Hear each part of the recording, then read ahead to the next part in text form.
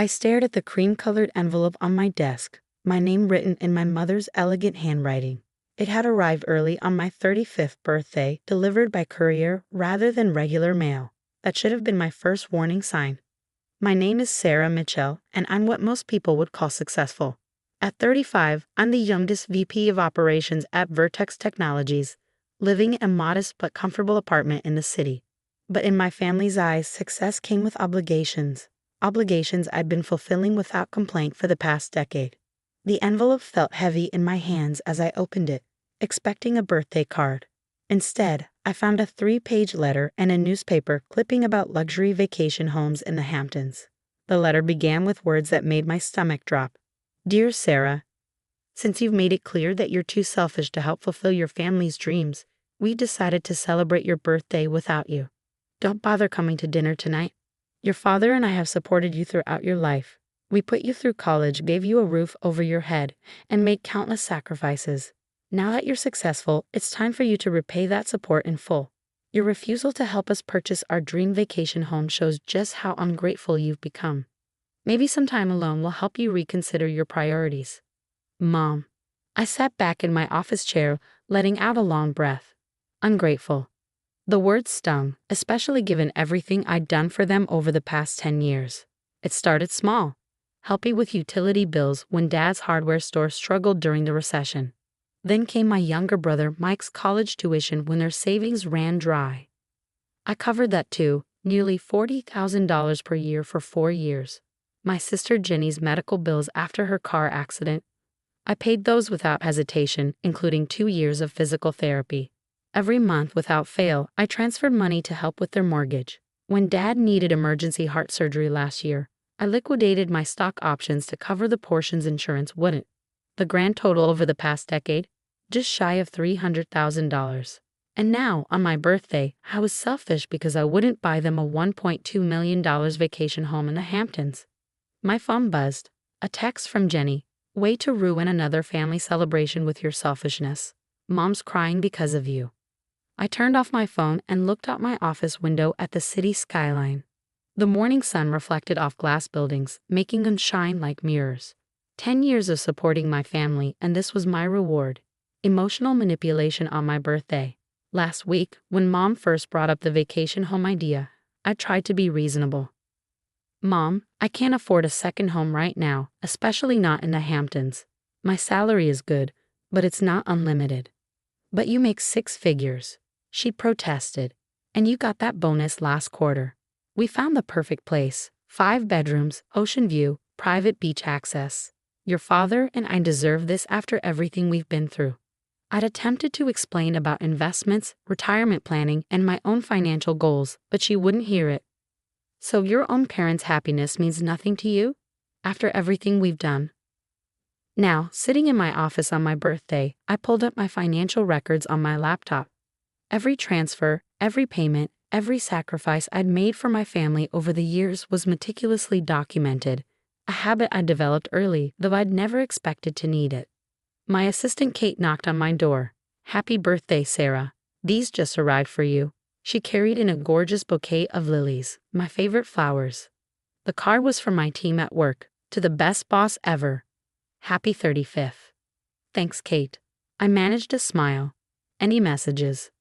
Your mother called 3 times this morning. She seemed upset. Should I keep holding her calls? I nodded. Yes, please. And Kate? Cancel my dinner plans for tonight. I'll be working late. After she left, I opened my bottom desk drawer and pulled out a folder I'd been keeping for months. Inside was a business plan I'd been developing in my spare time, a startup idea combining tech and education, something I dreamed about since college but never pursued because my family always needed the money I might have invested in it. Maybe it was time to make a change. Maybe my birthday present to myself should be freedom from the constant drain of family obligations. My phone buzzed again, this time a lengthy text from my father. Your mother is devastated. After everything we've done for you, this is how you repay us? A vacation home isn't too much to ask from our successful daughter. We raised you better than this. I thought back to my childhood, to the reality behind their claims of sacrifice. Yes, they'd put me through college with student loans in my name that I paid off myself. Yes, They'd given me a roof over my head, while I worked part-time jobs from age 16 to contribute to household expenses. Their narrative of endless sacrifice conveniently ignored how I'd been supporting myself and them for years. A new email popped up from my brother Mike. "Hey sis, heard you're being difficult about the vacation house. Come on, mom and dad deserve this. Jenny and I can't afford to help. We have our own families to think about. You're single, you have the money. Don't be selfish." Single. They always threw that at me, as if not having a husband and children somehow made my money community property. Never mind that I was single partly because I worked 60-hour weeks to maintain the income needed to support everyone. I pulled up my bank account and stared at the numbers. The regular monthly transfer to my parents' account was scheduled for tomorrow, $2,500 for their mortgage and utilities. My finger hovered over the mouse. 10 years of giving. 10 years of sacrifice. 10 years of watching my own dreams gather dust while I funded everyone else's, and my reward. Being called selfish on my birthday because I wouldn't buy them a $1 million vacation home. I thought about all the family dinners where they discussed their plans for my money, the casual way they'd volunteer me to pay for things, the guilt trips when I hesitated, the constant refrain of family obligation. Something inside me snapped. I picked up my phone and called my bank. After verifying my identity, I spoke clearly and firmly. "I need to cancel all recurring transfers from my account, effective immediately." The representative helped me through the process, and within minutes, it was done. 10 years of automatic payments stopped with a single phone call. Next, I opened my email and began composing a message to a real estate agent I knew. Subject line: ready to explore investment properties. If my family wanted a vacation home so badly, maybe it was time I bought one, for myself. The rest of my birthday passed in a blur of meetings and emails, my phone buzzing constantly with messages from family members. By evening, I had 17 missed calls from Mom, 12 from Dad, and a barrage of texts from Mike and Jenny, each more accusatory than the last. I stayed at the office until 9 p.m., buried in work and my new plans. When I finally got home, I found a package leaning against my apartment door, a birthday gift from my Aunt Diana, Mom's sister. Inside was a beautiful leather journal with a note. "For writing your own story. Sometimes family is the last to understand our worth. Love, Aunt Di." Diana had always been different from the rest of the family. She'd built her own successful consulting business, never married, and lived life entirely on her own terms. Growing up, I'd heard my mother call her selfish too. I poured myself a glass of wine and settled on my balcony, Diana's gift in my lap. Opening the journal, I began to write, not just about today, but about everything. Every guilt trip, every demand, every sacrifice. It all poured out onto the pages. My phone buzzed again. "Jenny, Mom's blood pressure is through the roof because of you. If anything happens to her, it's your fault." I put the phone down without responding and pulled up my laptop instead. The real estate agent, Sofia Torres, had already emailed back. "Available to show you properties this weekend. Found several that match your criteria. One in particular I think you'll love."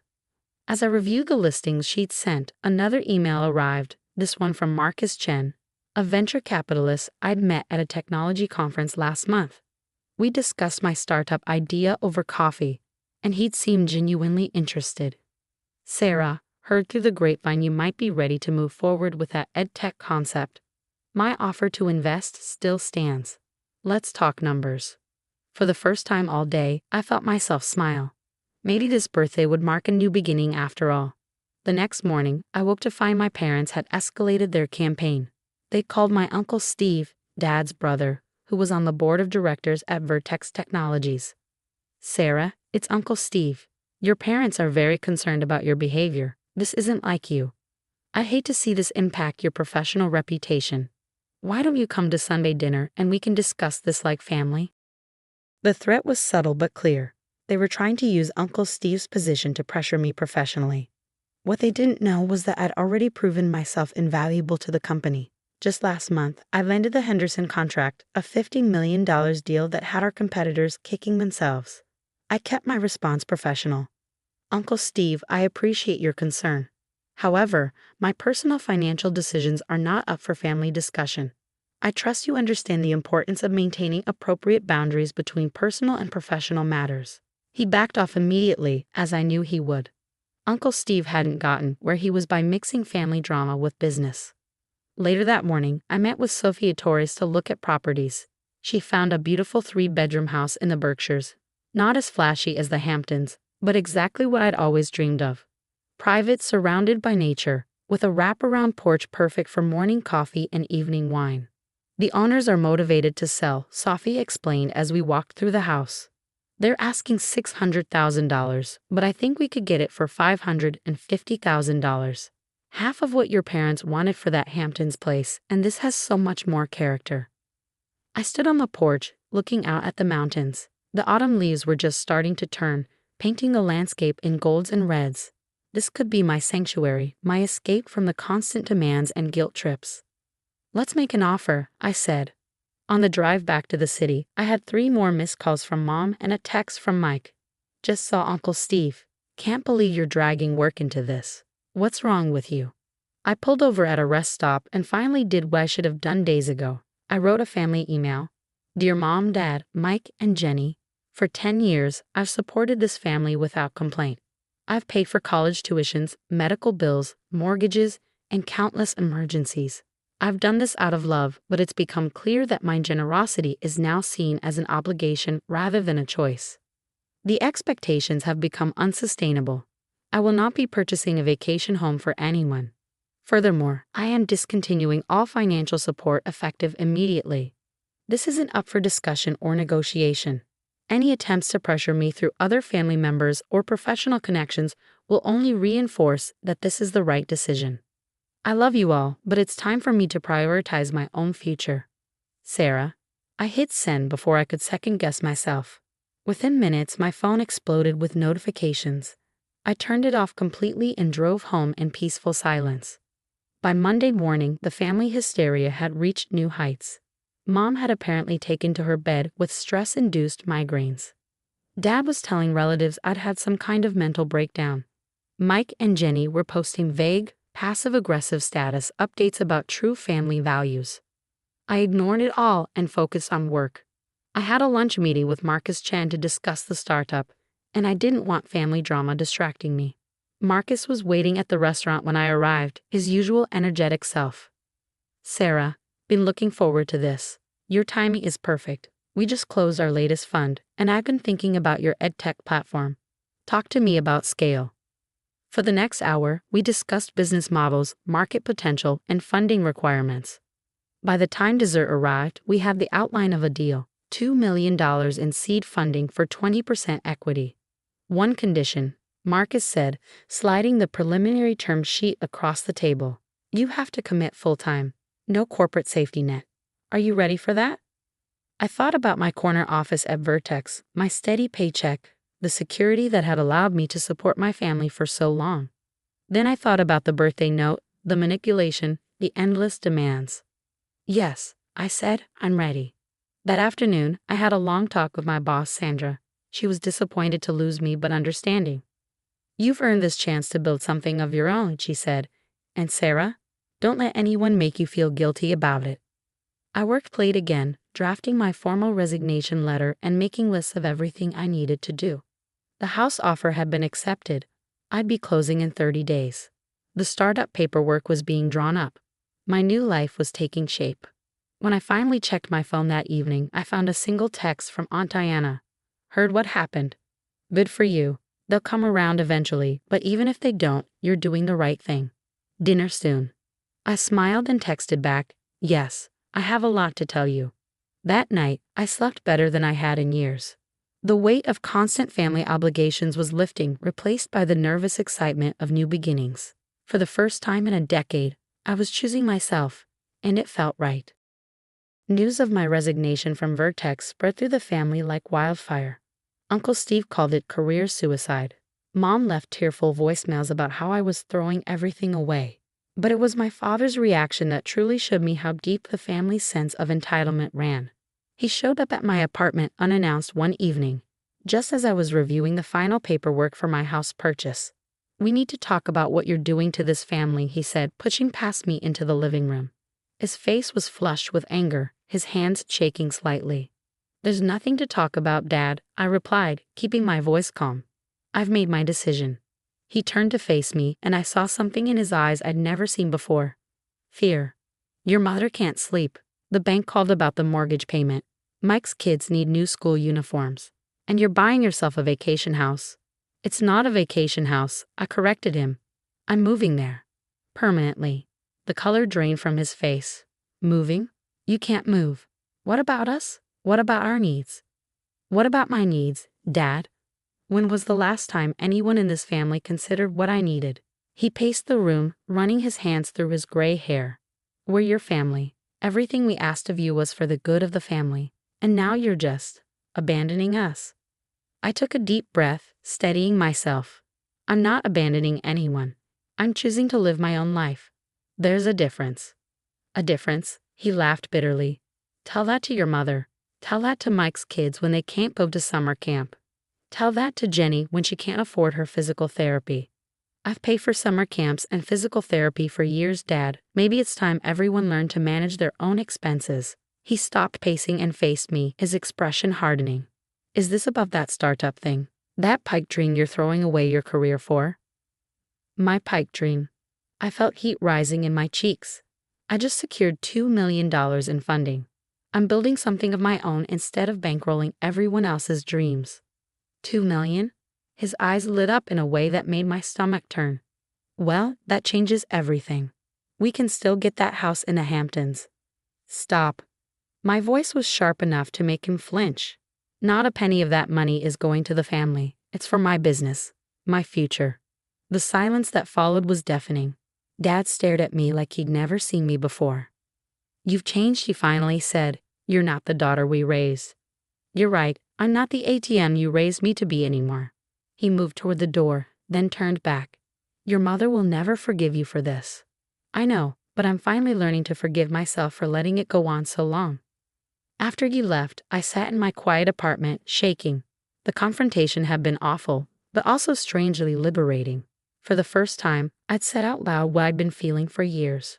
My phone buzzed, a text from Jenny. Dad just told us everything. Hope you're happy in your big new house while Mom cries herself to sleep. Some sister you turned out to be. I blocked her number. The next morning, I woke to an email from Mike. The subject line read family meeting, your last chance. We're meeting at Mom and Dad's on Sunday. Aunt Diana will be there too. This is your chance to explain yourself and make things right. Don't throw away your family over money. I forwarded the email to Aunt Diana. Are they really dragging you into this? Her response came quickly. They tried. Told them I had a business trip. Stand your ground, Sarah. I'm proud of you. The rest of the week passed in a whirlwind of startup preparations. I hired my first 2 employees, signed a lease on a small office space, and finalized the paperwork for my new house. Every step forward felt like breaking another chain that had held me back. Sunday morning, while my family gathered to discuss my betrayal, I met with an interior designer to plan my new home office. As we discussed paint colors and desk arrangements, my phone lit up with a call from an unknown number. It was Uncle Steve. Sarah, your parents just told me about your startup funding. I think Vertex might be interested in investing. We could structure it as a family business venture. I cut him off. No thank you, Uncle Steve. My business isn't for sale to the family. Not now, not ever. That evening, I received a final email from my mother. Since you've made it clear that money means more to you than family, consider yourself no longer part of this family. Don't expect to be included in any future gatherings or celebrations. You've made your choice. P.S. I've told everyone at church to pray for your soul. I printed the email and placed it in Diana's journal alongside the birthday note that had started it all. Someday, these would be reminders of the moment I finally broke free. 1 year later, I stood on the wraparound porch of my Berkshire's home, watching the sunrise paint the mountains in soft golden light. My morning coffee steamed in the crisp autumn air as I reviewed the latest numbers for my startup on my tablet. We'd exceeded all projections. Our educational technology platform was now being used in over 200 schools across 3 states. Marcus had already started talking about Series B funding. The pipe dream my father had dismissed was becoming a reality beyond even my expectations. I heard footsteps behind me and turned to see Aunt Diana, who had driven up for the weekend to celebrate my 36th birthday. Still can't believe how perfect this place is, she said, joining me at the railing with her own coffee. Much better than that gaudy Hamptons house they wanted. I smiled. Have you heard from them recently? She nodded. Your mother cornered me at Cousin Beth's wedding last month. Apparently, they had to downsize to a smaller house. She blamed you, of course. Of course. I took another sip of coffee, and the others. Well, Mike finally got a full-time job. Jenny's husband got a promotion, so she's managing. They're all surviving without your support, exactly as I said they would. The past year hadn't been easy. There have been more angry emails, more attempts at manipulation, more family members trying to pressure me into making things right.